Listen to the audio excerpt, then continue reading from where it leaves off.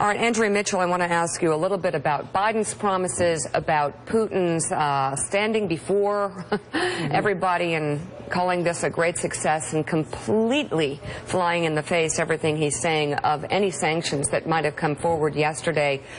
I guess we're going to need to see more sanctions, or do the sanctions need more time to be felt?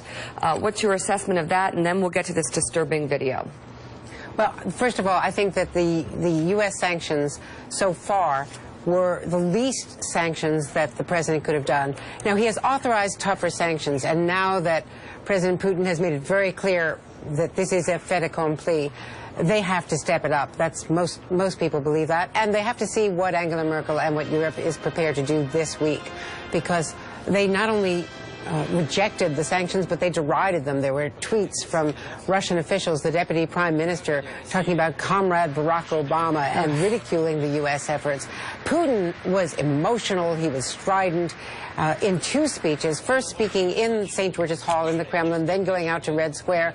He absolutely declared that Crimea had always been part of Russia, needed to be part of Russia, was returning to Russia. He said that the West, the U.S. and NATO had cheated repeatedly over and over again.